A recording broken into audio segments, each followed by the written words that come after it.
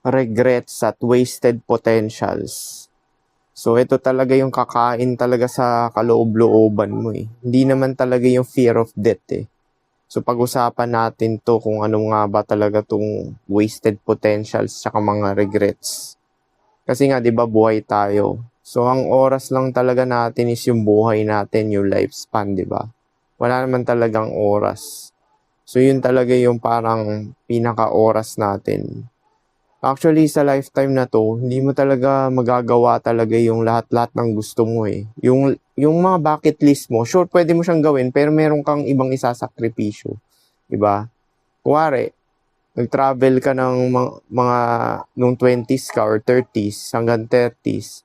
Siyempre, dahil magastos nyo yung travel, kung hindi ka kumikita dyan, at the same time is, well, may sinasakripisyo ka. Dito kasi sa buhay talaga is, kung isipin mo, wala talaga mananalo kasi nga, di ba, lahat tayo mamamatay. Pero ang labanan na lang talaga dito is, nagawa mo ba talaga yung gustong-gusto ng kalooban mo? Kaya, magpa-prioritize ka talaga eh. Pipiliin mo talaga yung gustong-gusto ng kalooban mo eh. Kasi yung regrets talaga, tsaka wasted potentials, yun talaga kakain sa iyo eh. Kuwari, nandun ka na sa deathbed mo, di ba?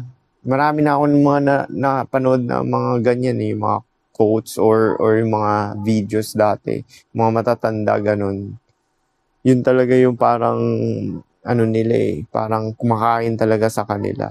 So narito ang isang malalim ngunit diretsong mensaheng tungkol sa wasted potential at regrets.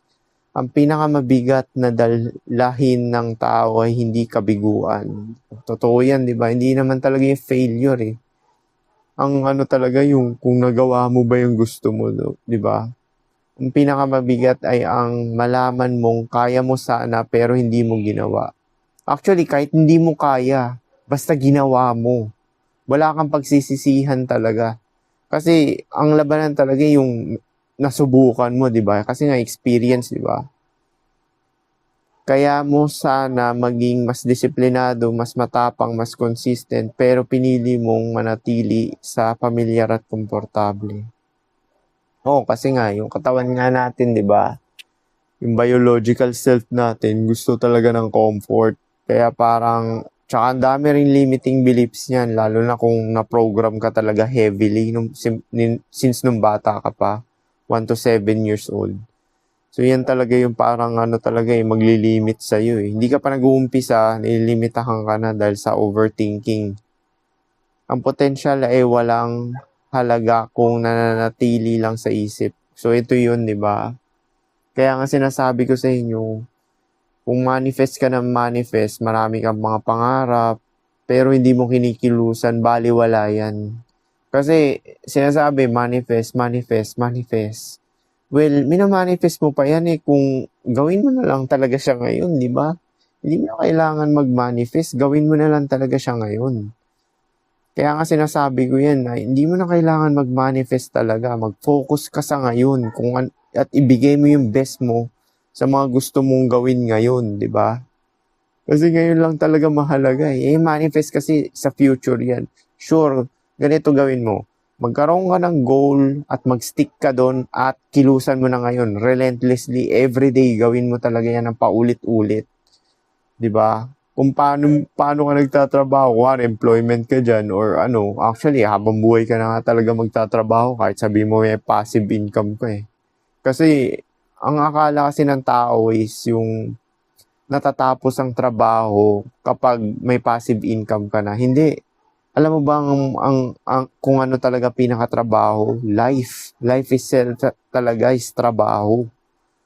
Yan ang biggest talaga awakening, yung survival.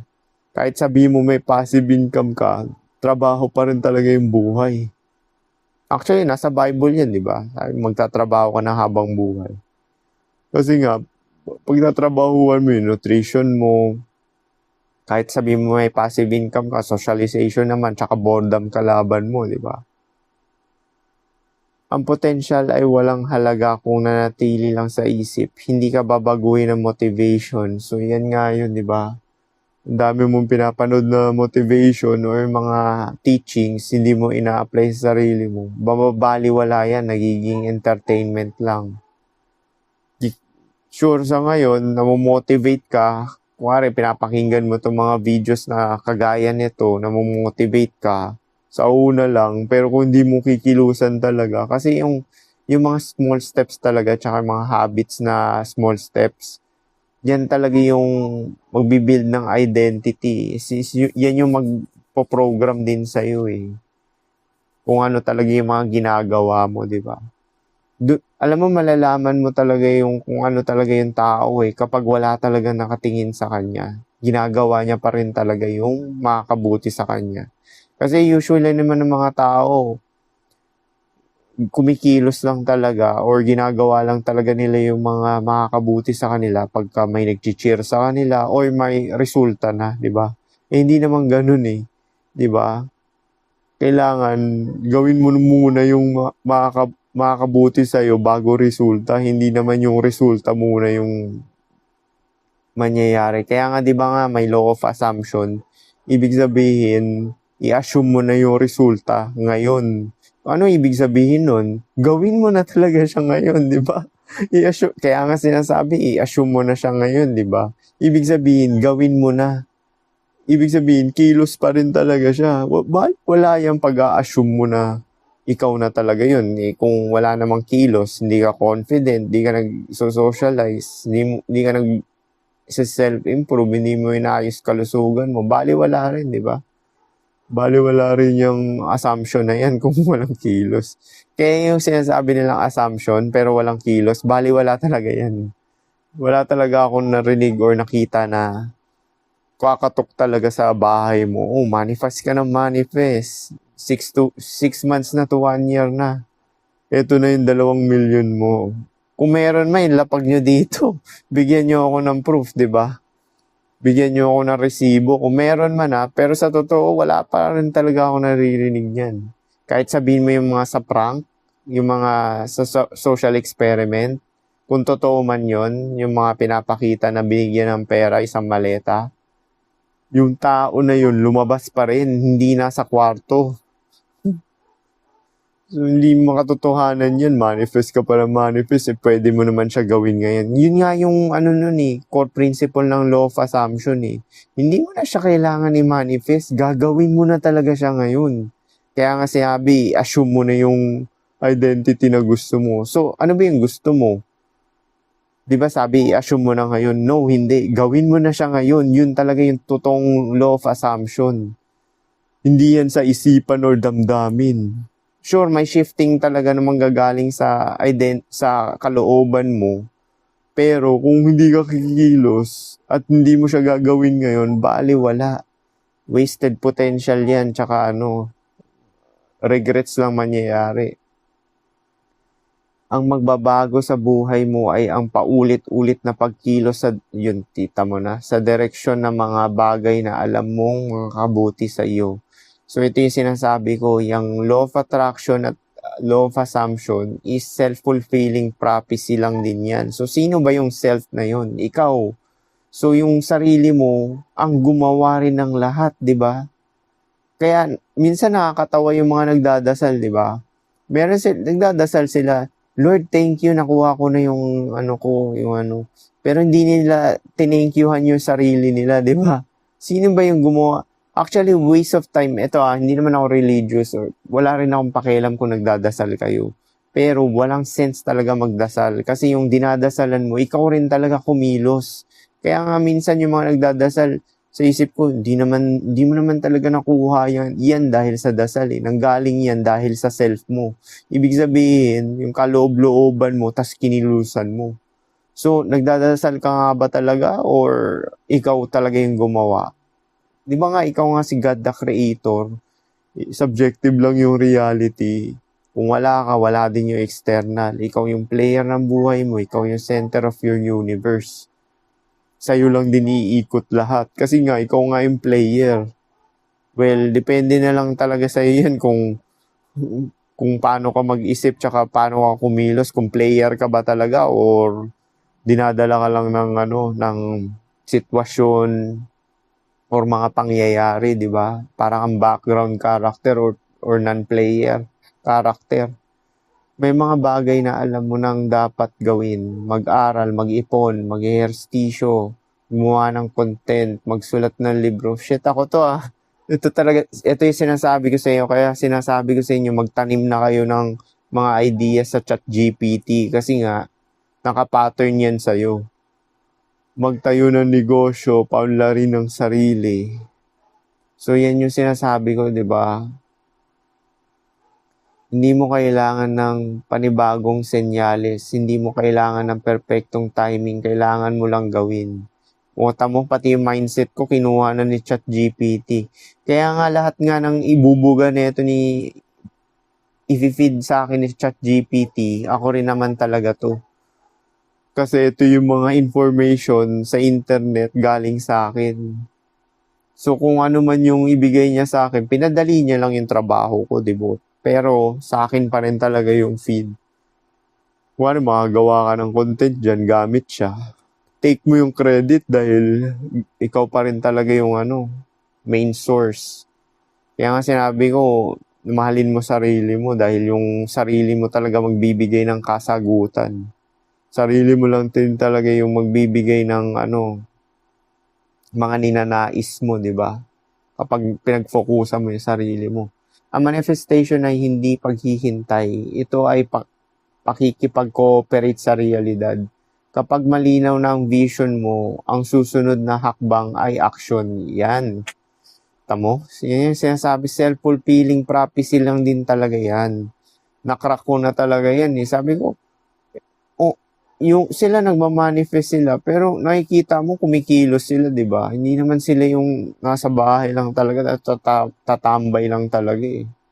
Pero yung kilos nila, pulido, kasi nga, relax sila, di ba? Dahil sinunod nila yung kaloob-looban nila at gusto nila. Parang itong paggagawa ko ng content, kung hindi ko to gusto, makikita nyo naman yung resistance, di ba? Tsaka yung pananalita ko na parang pilit lang. Mahahalata nyo naman yan eh. Yun din yung kalaban mo eh, pagka hindi mo gusto yung ginagawa eh. Sure, pwede mo siya i-enjoy panandalian, pero pag long term, hindi ka in alignment sa gusto mo, mangyayari, puro resistance yan. Ang hinaharap ay nililikha ng ginagawa mo ngayon, hindi nang iniisip mo bukas. Wala nga talagang future. Mostly pa naman ng manifestation, future yan. Sure, mag-set ka ng kaya nga, di ba, sa teachings ni Neville Goddard, living in the end, tsaka assume your identity now. Ibig sabihin na ikaw na talaga yun. Ang ibig lang sabihin nun, gawin mo na talaga siya ngayon. Ginagawa nyo pang komplikado yung law of assumption. I-assume yung identity.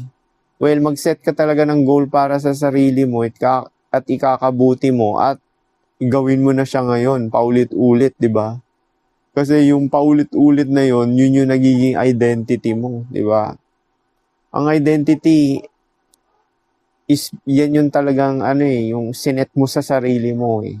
Yun lang talaga yan eh. Pare, standards mo, self-respect mo, confidence mo, etc. Yung mga ganyan. Kasi combination lang yan lahat ng mga sinet mo para sa sarili mo. Kasi nga, ikaw nga si God, di ba? Di ba si God, siya yung player ng avatar mo? So, siya yung namimili kung ano yung skills na i-build mo para makasurvive ka. Ano yung kagalingan mo, di ba? Kaya nga, kailangan mo mag-focus sa sarili mo para matuklasan mo yung kalakasan at kahinaan mo. Tapos dun ka mag-focus, di ba? Which is, babalik pa rin talaga yan sa kagustuhan mo. Kasi yung gusto mo, malamang majority niyan is dun ka talaga gagaling kasi gusto mo eh, di ba? Kaya nga hindi rin ako naniniwala sa talent eh. Kasi lahat talaga ng pinagfokusan mo tsaka gustong-gusto mo is gagaling ka talaga. Kasi nga, doon yung interest mo eh. Hindi ka gagaling kung hindi ka interesado, di ba? Kaya nga may kasabihan, di ba? Kapag gusto, walang excuses. Tsaka pagka ayaw, maraming excuses, di ba? Yun lang naman talaga yun eh. tumigil sa pagtingin sa layo ng destinasyon, bumalik sa present moment. Ano ang pinakamahalagang bagay na maaari mong gawin ngayon? Gawin mo. Yun talaga yun eh. Kung ano talaga yung pinapahalagan mo. Yun lang naman yung value, di ba? Ano ba yung binavalue mo? Iniisip kasi ng tao yung value is parang yung galing sa ibang tao, 'di ba? Yung parang yung mga binavalue ng lipunan. Hindi naman yan nakapattern yan sa iyo eh. Kung ano talaga yung binavalue mo. Kaya kailangan actually i-filter mo na yan, alisin mo na yung mga dinidikta ng lipunan. Kasi distractions yan eh. Mag-introspect ka talaga, mag-focus ka pabalik sa sarili mo. Isipin mo talaga kung ano yung binavalue mo at gustong-gusto mo talaga gawin para sa sarili mo. Tapos gawin mo na lang talaga siya ngayon. Tapos ulitin mo bukas o tamo persistency. At sa susunod na araw at sa susunod pa. Relentlessly. GPT, parang ako na magsalita to ah. Parang ako na siya magsalita, no? Relentlessly, sinabi rin na gano'n. Dahil ang extraordinary na buhay ay hindi bunga ng extraordinary na aksyon. Ito ay bunga ng ordinaryong tamang aksyon na inuulit ng napakaraming beses. Actually, yung mga nagiging greatest tsaka successful, hindi naman talaga sila talented eh. Ginagawa na lang talaga nila ng paulit-ulit yun. Kagaya nila Kobe Bryant, yung mga player ng basketball, di ba? Hindi naman everyday talaga na talagang pinapagpala sila, 'di ba, na makaka-shoot ng ganyan, 60 points, 'di ba? 69 ata yung nagawa ni Kobe na highest highest points per game niya, parang gano'n. So parang hindi naman everyday na gano'n eh, 'di ba? Kaya nga sukatan dito talaga is yung persistency, yung consistency talaga, 'di ba? Bunga ng extraordinaryo na tamang aksyon na inuulit ng napakaraming beses. Kasi yun talaga yung magbibuild ng habits mo eh, na kahit na walang nakatingin, basta nasanay ka na dun, naging komportable ka na sa ginagawa mo na para sa ikakabuti mo everyday is yun yung i-reap mo na benefit, diba? Yun yung tinatawag nilang compounding or ripple effect sa quantum manifestation. Biruin mo, may manood ka ng quantum manifestation videos dyan. Meron silang tinatopic na ripple effect. Kasi yun eh, yung mga small steps na ginagawa mo or mga habits mo is yun talaga yung nagbibigay ng malaking resulta. Hindi naman talaga yung isang extraordinaryo na ginawa mo. Kasi may naniniwala na tao na kailangan ko lang ng isang swerte. Naniniwala pa rin talaga kayo sa swerte? 2026 na? Tinanggal na nga yan sa diksyonaryo, yung swerte. Wala naman talagang luck eh. Ang meron, opportunity meets preparation. So ano yung preparation na yun? So ibig sabihin, everyday nila ginagawa yun. Tapos nagkaroon na lang ng resulta. So may luck nga ba talaga? Wala. Wala, di ba? Kahit nga yung sinasabi nila, first time nilang tumaya sa loto eh. Well, kung hindi nila naisipan tumaya sa loto, which is kagagawa nila, mananalo ba sila? So walang pinagkaiba yung first time na tumaya sa loto at yung laging tumataya sa loto. Ang kahalagahan doon, nag-take ka ng action, di ba? At nag-take ka ng risk. Yun lang naman eh. Kasi kung wala kang gagawin talaga, walang mangyayari. Dito sa realidad natin, may law tayo na tinatawag na equal exchange. So kung wala kang input, wala ka ring kung wala ring output na mangyayari, di ba? Kung wala kang binibigay na effort diyan, wala ring mangyayari. Sure, naniniwala ako diyan sa quantum manifestation or quantum collapse or quantum jump kasi galing yan sa kalooban mo. Pero again, galing nga siya sa kalooban mo, kung nag-overthink ka at stuck ka naman, hindi ka kumikilos, baliwala yung manifestation at quantum alignment na yan. Kasi hindi mag-a-align talaga yung realidad mo. Kung nasa room ka lang talaga, hindi ka nagpo-produce ng content, hindi mo pinapakita yung sarili mo, walang opportunity talaga na lalapit kasi nga, biruin mo, hindi mo pinakita sarili mo. Ibig sabihin, externally or sa social media man lang, wala talagang opportunity. Kasi nga, hindi rin magpapakita yung realidad sa'yo, di ba? Kaya nga sinasabi ko sa inyo to ng paulit-ulit, wala talaga akong nakita at narinig na pumatok sa pintuan mo, manifest ka ng manifest, at binigyan ka ng isang maleta na may 2 milyon. Yan yung paulit-ulit na sample ko kasi wala talaga akong nakita at narinig, promise, wala talaga. Kung meron man, ilapag nyo dito, di ba? Kahit yung sinasabi nyo sa prank video or mga social experiment, lumabas sila ng bahay. At the fact na nakita mo sila sa video, yun ang proof na pinakita nila yung sarili nila, di ba? Di ako maniniwala dyan sa manifest, tas puro ka lang isip. Minamanifest mo pa, pwede mo naman siya gawin ngayon, di ba? Ito nga yun, tingnan mo to, napaka makapangyarihan nito, dahil ang extraordinaryo na buhay ay hindi bunga ng extraordinaryo na aksyon. So ano ibig sabihin nito? Walang luck at walang talent. Dito, dinisregard na yung luck at talent. Kasi totoo naman yan eh. Ito ay bunga ng ordinaryong tamang aksyon na inuulit ng napakaraming beses. Diba? Kung nanonood kayo ng Naruto, meron ganyan eh, si Rock Lee. Di siya naniniwala ng talent. Same kami, hindi rin ako naniniwala ng talent. Kalokohan yan, talent na yan. Actually, yan talent na yan pa yung mag-hold back sa'yo. Kasi nga, isipin mo, napaka-talented ko. Hindi na ako kikilos. Well, yan ang akala mo. Wala talagang talent. Kasi, potential lang yan na in-unlock mo ng paulit-ulit, di ba? Kaya nga yun yung dito di ba? Ano ba yung wasted potential at regrets? Di ba? Yan yung topic natin, di ba? Kasi nga, kung hindi ka talaga kikilos at hindi mo gagawin yung mga gusto mo, well, yan ang kalalabasan mo, wasted potential at regrets, di ba? Alam mo yung gusto mo, yun din yung source ng inggit sa totoo lang eh. Tsaka mga insecurity. Yung nakikita mo yung ibang tao na ginagawa nila yung gusto mo. 'Di ba? Yung gusto mo, nakikita mo. Alam mo sa totoo, dati gusto ko na rin talaga gumawa ng libro eh. Pero ngayon na fulfill ko na siya, parang nakaka-proud din sa akin yun eh. So, yun lang din naman yun eh. Although hindi naman ako naiinggit dati, pero kasi parang wala akong malinaw na direksyon dati. Nagsusulat lang ako. Eh ngayon, meron na akong katulong. Dinagawa ko siya, di ba? Tapos na. At ang mahalaga nun, kahit ano pang inggit ng ibang tao, may resulta na, di ba? Nagawa mo na yung 3 libro. Di ba?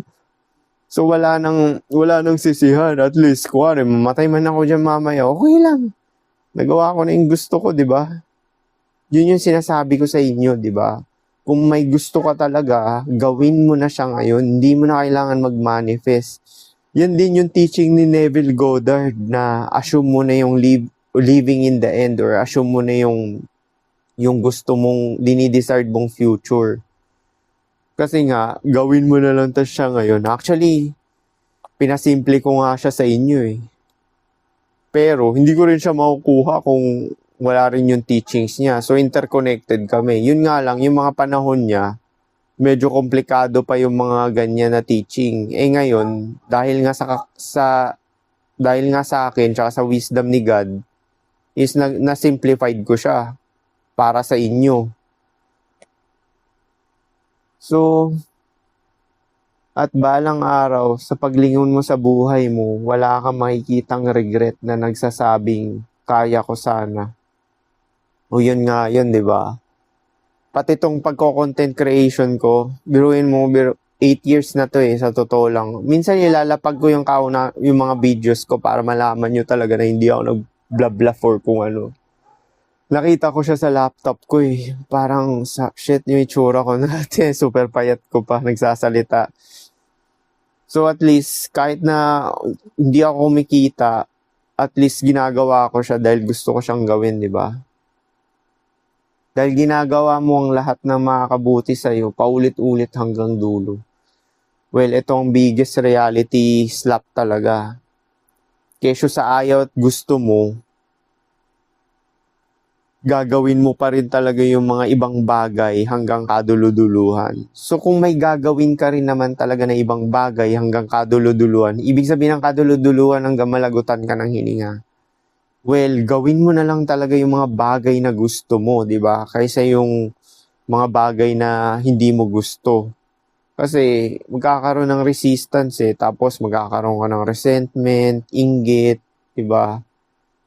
Kaya nga parang biggest distractions din, alam mo, double bind tong internet Nasa sayo na lang talaga kung paano mo gamitin.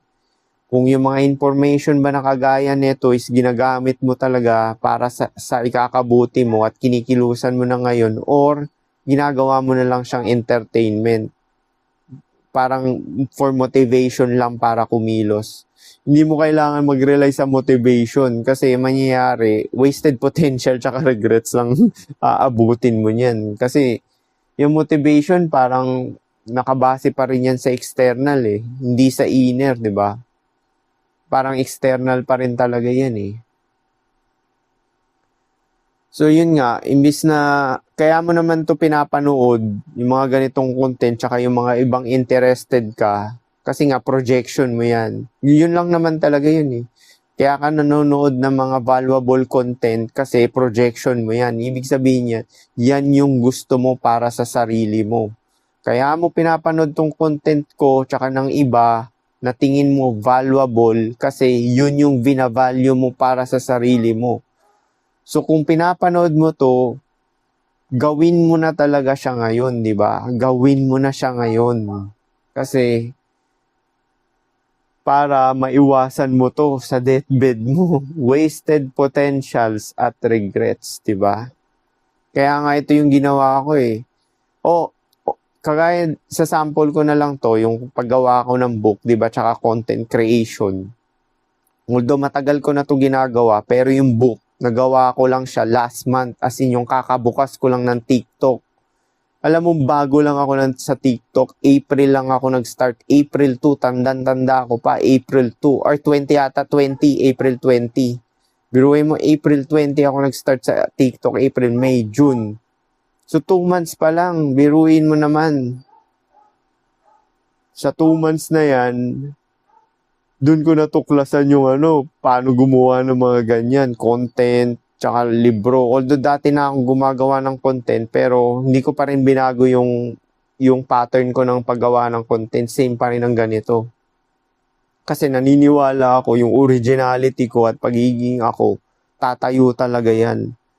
Kaya nga yung iba, di ba, may gumagaya kay Treb sa pag-affiliate niya yung Treb style. Well, hindi gagana sa iba yan kasi nga kahit yung si ChatGPT or algorithm ng TikTok, naka-pattern yan sa'yo. So, hindi talaga gagana yan. Kahit ng panggagaya mo, hindi gagana yan. Kaya ang pinopromote ng TikTok tsaka mga algorithm ng Facebook or YouTube, pagiging originality. Take note originality. Kasi yun yung gagana talaga sa account mo. Kaya nga si Trev, hindi nga siya nagkakaroon ng mga kung ano-anong value di ba?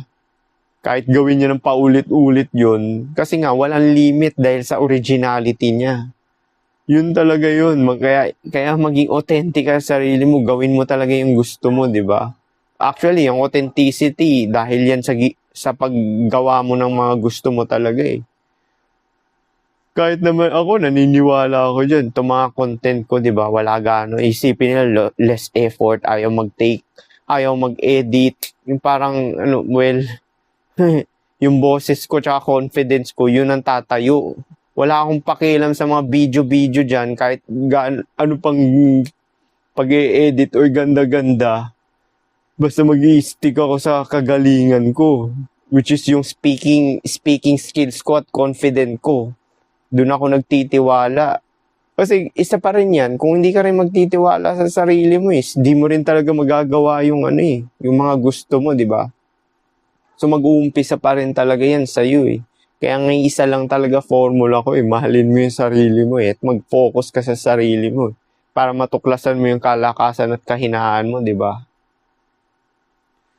So again, hindi mo na kailangan mag-manifest.